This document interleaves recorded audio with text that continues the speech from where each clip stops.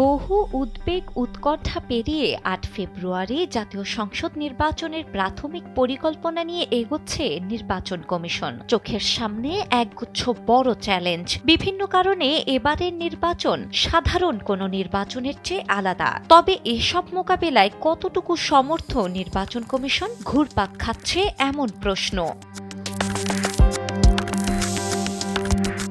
প্রথমবারের মতো জাতীয় সংসদ নির্বাচন আয়োজনের দায়িত্ব পেয়েছেন এএমএম নাসির উদ্দিনের নেতৃত্বাধীন নির্বাচন কমিশন। মোকাবেলা করতে হবে বড় কিছু চ্যালেঞ্জ। একই দিনে জাতীয় সংসদ নির্বাচন ও গণভোটের আয়োজন, পোস্টাল ব্যালটের মাধ্যমে প্রবাসী ভোটারদের ভোট গ্রহণ, সামাজিক যোগাযোগ মাধ্যমে বিভ্রান্তিকর তথ্য নিয়ন্ত্রণ এবং নির্বাচনকালীন আইন শৃঙ্খলা পরিস্থিতি নিয়ন্ত্রণ সহ আরও অসংখ্য।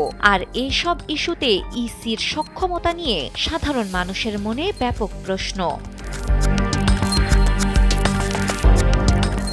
নির্বাচনকে ঘিরে দেশের পরিস্থিতি উত্তপ্ত। তথ্য অনুযায়ী সারা দেশে ৮,৭৪৬টি ভোট কেন্দ্রকে অতি ঝুঁকিপূর্ণ এবং ১৬,৩৫৯টি কেন্দ্রকে ঝুঁকিপূর্ণ হিসেবে চিহ্নিত করা হয়েছে, যেখানে সবচেয়ে বেশি অতি ঝুঁকিপূর্ণ কেন্দ্র ঢাকা বিভাগে। ইতোমধ্যেই আইন শৃঙ্খলা রক্ষায় ৩ স্তরের নিরাপত্তা ব্যবস্থা গ্রহণ করা হয়েছে। ভোট কেন্দ্র ও আশেপাশে মোতায়েন থাকবে সেনাবাহিনী।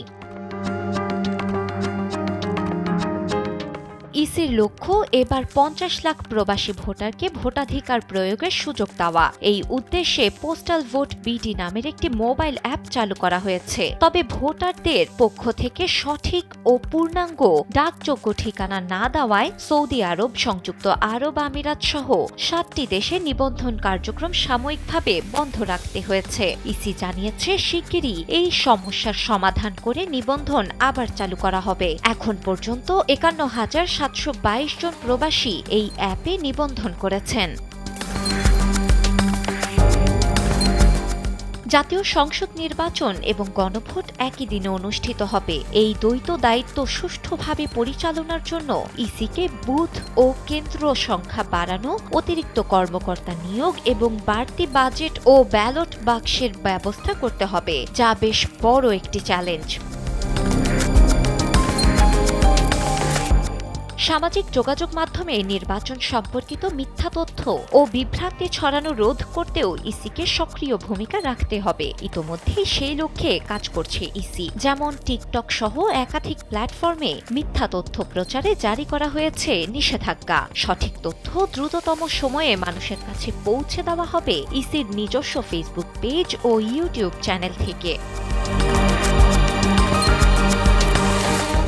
নির্বাচন কমিশন দাবি করেছে, তারা সকল চ্যালেঞ্জ মোকাবেলায় পুরোপুরি প্রস্তুত। অপেক্ষা শুধু ভোটের দিনের। শিলা ইসলাম, সময়ের আলো।